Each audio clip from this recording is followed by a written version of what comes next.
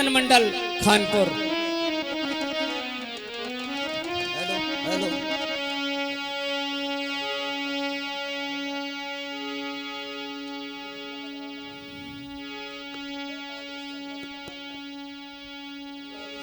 Hello. हाँ तो सज्जनों, हम आपके सामने जो हरि कीर्तन प्रस्तुत करने जा रहे हैं वह हमने महाभारत से लिया है। तो कथा इस प्रकार से है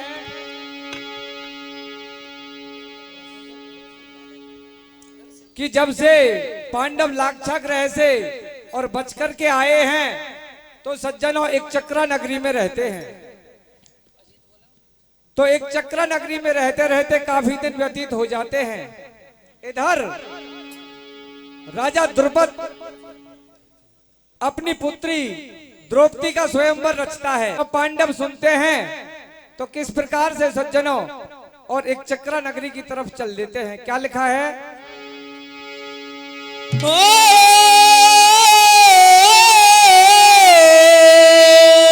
भैया और रचो स्वयंवर पांचाली को, अरे स्वर भयो सब दुनिया में, और देश देश के राजा आए भले अपना सब अजमा में, ओ भले अपना सब अजमा में, भाई भले अपना सब अजमा में, देश देश के राजा आए भले अपना सब अजमा में। तो महाराज द्रुपद ने और सभी राजा सम्राटों को वहां पर आमंत्रित किया। इधर से खबर सुनते ही और पांचों पांडव और ब्राह्मणों का भेष बना करके और चल देते हैं। ओ एक चक्रा नगरी में रहते, ओ एक चक्रा नगरी में रहते, अरे खबर सुनी जब पांडवों ने,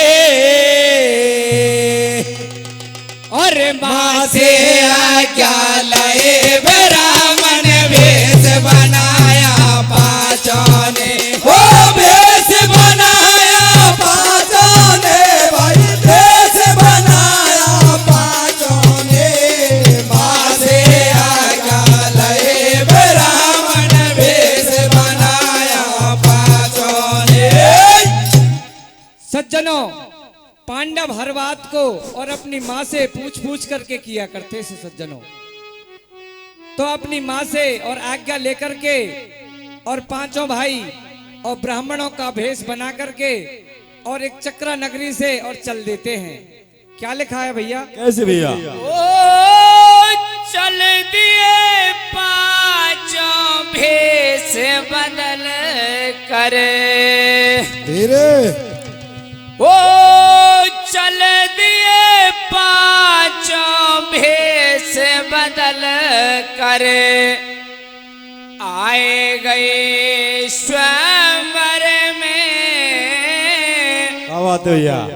पता चला है नहीं किसी को, देख लिए नटवर ने, ओहो चल दिए पांचों भेष बदल कर, आए गए स्वयंवर में,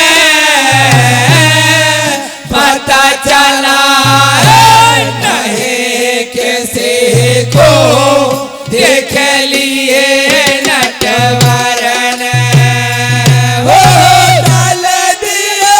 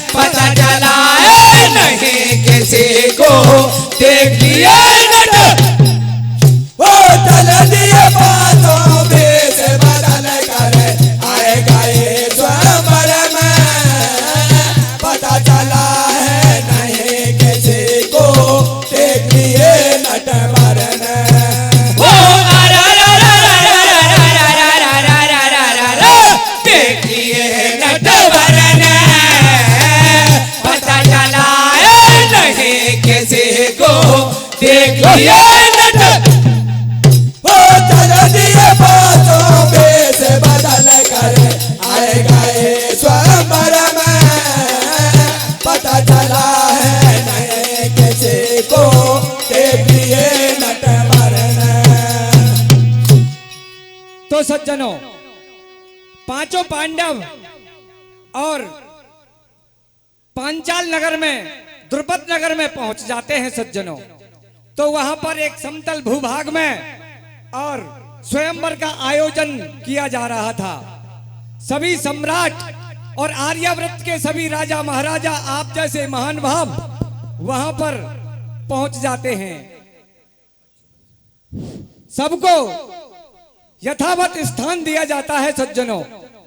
और इधर जो महिलाएं बैठी हुई थी उनमें वहां आकर के और द्रौपदी बैठ जाती है। सभी और द्रौपदी स्वयंवर को और देखने के लिए लग जाते हैं। तो किस प्रकार से जब वो सभा में पांचों भाई प्रवेश करते हैं और जाकर के ब्राह्मण समाज के पास में जाकर के बैठ जाते हैं, तो आप जैसे महान भाव उनको देख करके कैसे विचार कर रहे हैं भैया? क्या लिखा है? ओ पांचों प्यारे हैं मतवारे, पीर बड़े भारे,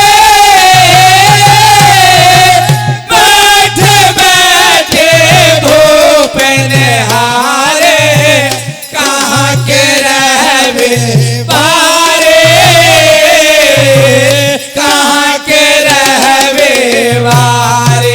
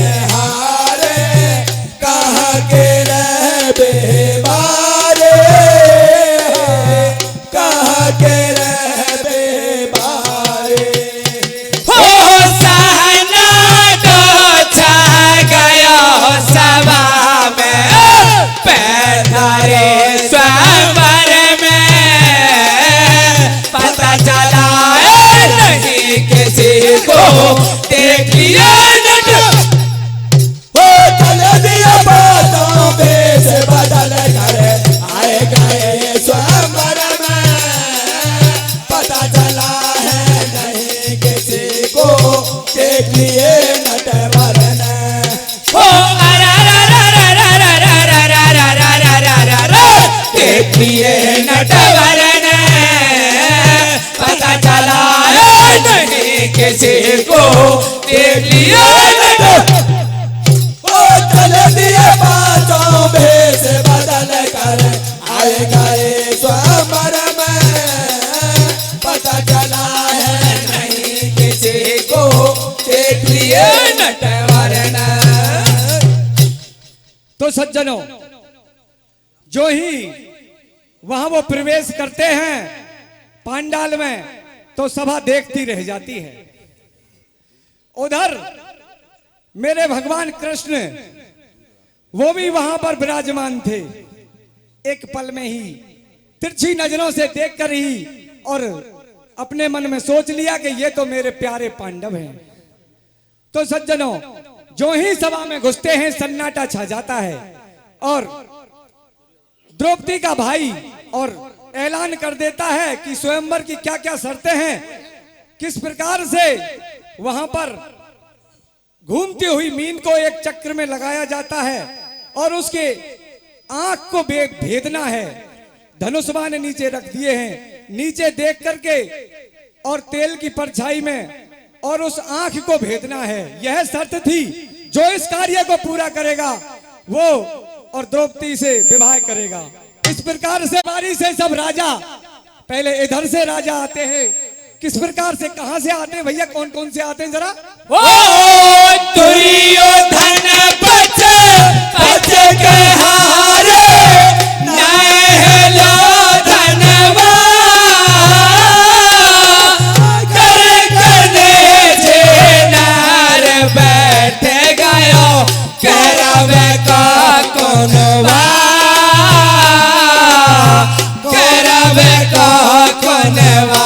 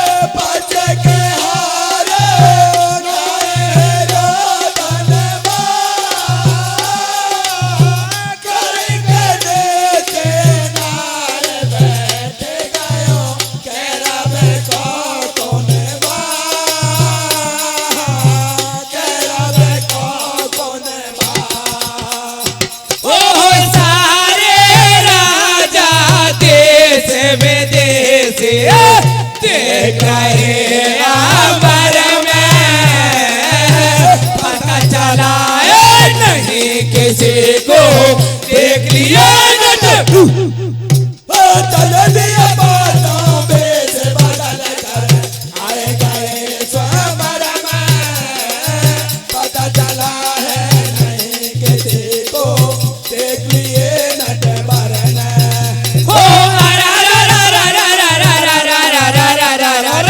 देख लिए नटवर ने, पता चला नहीं किसी को, देख लिए नट।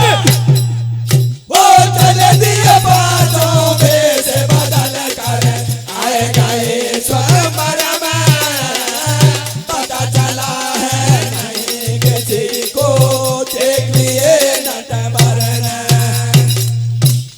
तो मेरे सज्जनों, सभा खचाखच भरी हुई थी, जैसे आप महान भाव बैठे हैं। इस प्रकार से सारे देशों के विदेशों के जो राजा महाराजा आए थे, बैठे हुए थे, उनमें दुर्योधन, कर्ण, विकर्ण और सभी वहां पर विराजमान थे। सज्जनों, जो ही वहां पर कर्ण आता है, तुरंत धनुष को उठा लेता है और जो ही उस पर तीर संधान करता है, इधर से और द्रौपदी आती है और मना कर देती है कि नहीं नहीं, मैं इस सूत पुत्र का वरण नहीं करूंगी, मैं इस सूत पुत्र का वरण नहीं करूंगी। तो सज्जनों, कर्ण वहीं उस धनुष को छोड़ देता है। इधर दुर्योधन, जब पहले दुर्योधन गया था तो वो धनुष को उठा भी नहीं सका था, उठाते ही और गिर पड़ा था। तो जब कर्ण कि ये बात सुनता है तो दुर्योधन बहुत विचलित होता है कि नहीं नहीं, ये मेरे दोस्त का अपमान है। परंतु जो शर्त थी, जब कन्या और उसको वर नहीं मानती है तो वो स्वयंवर हो चाहे कोई सा विवाह हो, वो मान्य नहीं होता है सज्जनों। तो इस प्रकार से जब सारे भूप एक एक करके आते हैं तो किस प्रकार से, और अगले उस पोर्शन में क्या लिखा है भैया? ओ हार गए जब भूपे जहां के, अर्जुन ने सोचा, ठाड़ है गयो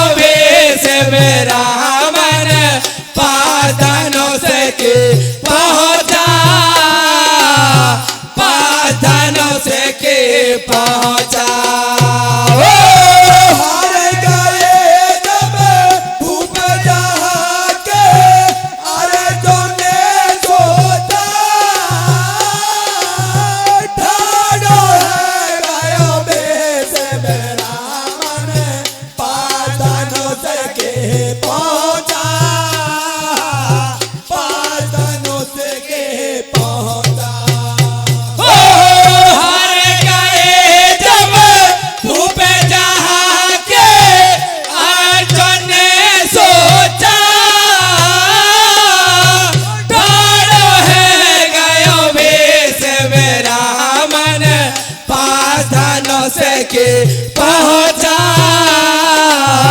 पाधनों से के पहुंचा। हार गए जब भूप जहाँ के, अरे जो ने सोचा ठाड़ो है गयो बेस मेरा मन, पातनों से के पहुंचा, पातनों से के पहुंचा। हो जब भूप जहाँ के, अर्जुन ने सोचा ठाड़ो है गयो बेस मेरा मन, पाधनों से के पहुंचा, पाधनों से के पहुंचा। हार गए जब भूप जहाँ के, अरे जो ने सोचा ठाड़ो है गयो बेस मेरा मन, पातनों से के पहुंचा, पातनों से के पहुंचा। वो कर कर बने दैया पर कामा, धनुष उठाए अधर में, पता चला नहीं किसी को, देख लिया नट हो चल दिए पाँचों भेष बदल कर, आए गए स्वयंवर में, पता चला है नहीं किसी को, देख लिए नटवर ने। वो देख लिए नटवर ने, पता चला नहीं किसी को, देख लिया नट।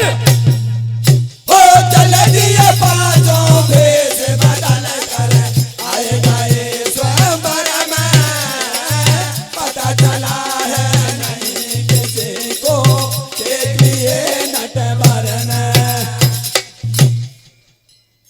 तो सज्जनों, ये 200 रुपए श्रीमान शोधान सिंह जी कटारा वाले हमारी कीर्तन पार्टी को इनाम स्वरूप देते हैं। हम उनका बहुत बहुत हार्दिक अभिनंदन करते हैं।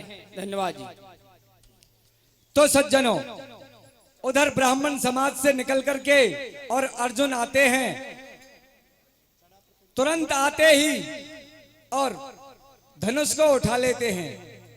तो किस प्रकार से सज्जनों, एक ही नजर में और उन्होंने एक ही बाण से, और जो शर्त थी घूमते हुए चक्र में और मछली की आंख को बींधना था, वो तुरंत ही बींध दिया।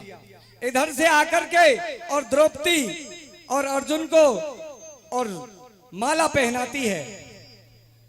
तो माला पहनाते ही सज्जनों, उधर से ब्राह्मण समाज में जय जयकार हो जाती है और सभी राजा महाराजा देखते हैं। तो किस प्रकार से सज्जनों, किस प्रकार से सज्जनों, पांचों भाई और द्रौपदी को लेकर के और वापस चले जाते हैं। और माँ के आशीर्वाद से किस प्रकार से सज्जनों, पांचों की पत्नी हुई द्रौपदी। क्या लिखा है अंतिम कड़ी में मेरे भैया? चढ़ा प्रत्यंचा लाई धनुष पे, एक तीर मारो, नीचे में डाल दही एकदम है गो जयकारो, है गो जयकारो। चढ़ा प्रत्यंचा लाई धनुष पे,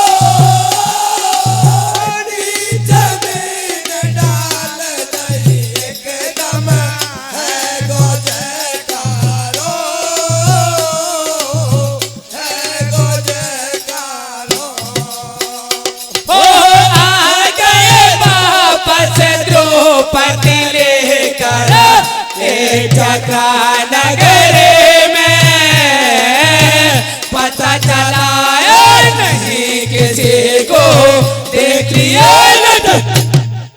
वो चल दिया बातों पे से बदल कर आएगा ये स्वमर में पता चला है नहीं किसी को देख लिए नटवरन ओ देख लिए नटवरन पता चला नहीं किसी को देख लिए नट वो चल दिया बातों पे से बदल कर आएगा ये स्वयंवर में पता चला नहीं किसी को देख लिया नटवरन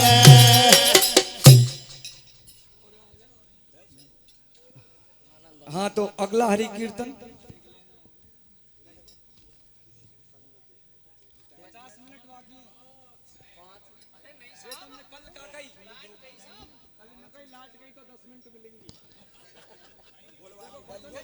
ये भी प्रसंग अब सुनिए आप, महाभारत से है सज्जनों।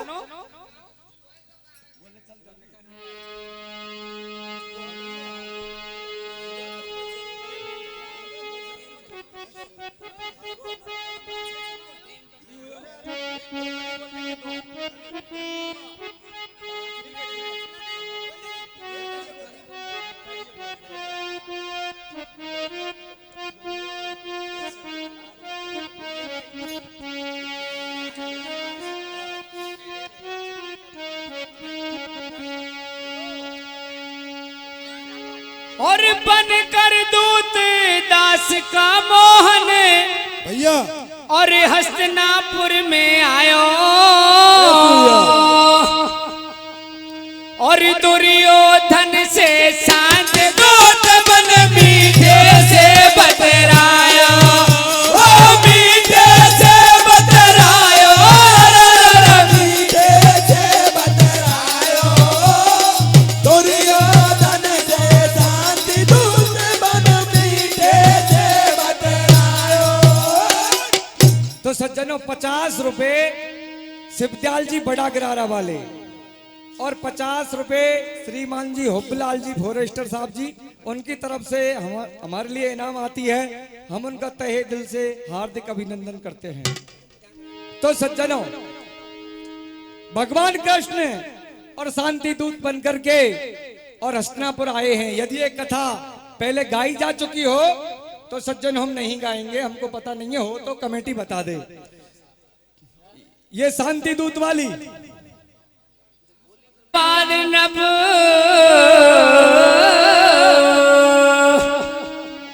और एक दिना कलमास पाद नभ और खेलन गयो शिकार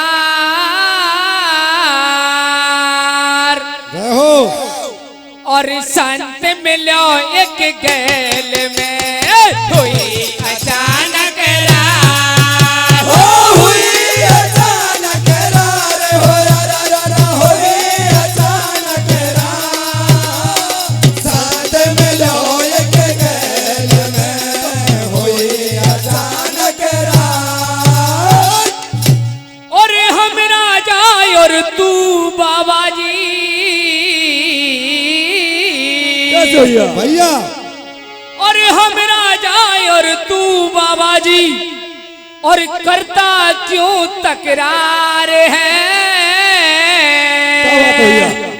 और मार्ग छोड़ अलग हट जाना, मारू चाबक चार है, ओ मारू चाबक चार, मारू चाबक चार है, मार्ग छोड़ अलग हट जाना, मारू चाबक चार है।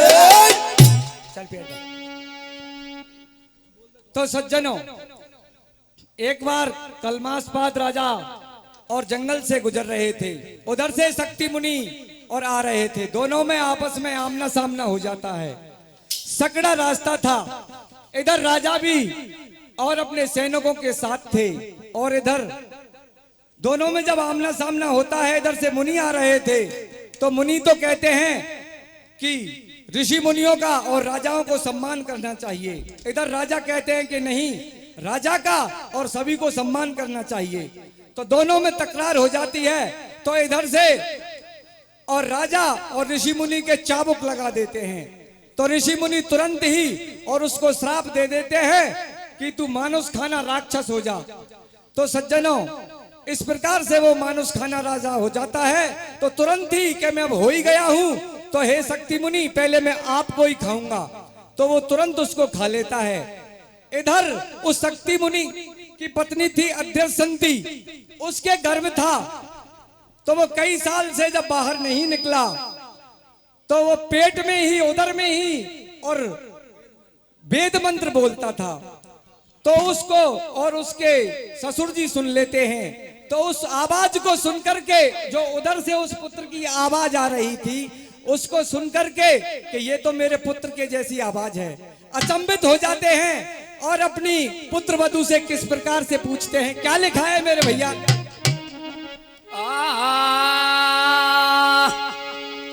हो क्या सुंदर बचन सुरीला, धीरे हो क्या सुंदर बचन सुरीला, वह प्रभु की अद्भुत लीला, जाए नहीं जानना और लागे लागे लागे कैसा मीठा मीठा बोलना, ओ लागे लागे लागे कैसा मीठा मीठा बोलना, क्या सुंदर बचन सुरीला, प्रभु की अद्भुत लीला, जाए नहीं जानना। लागे लागे लागे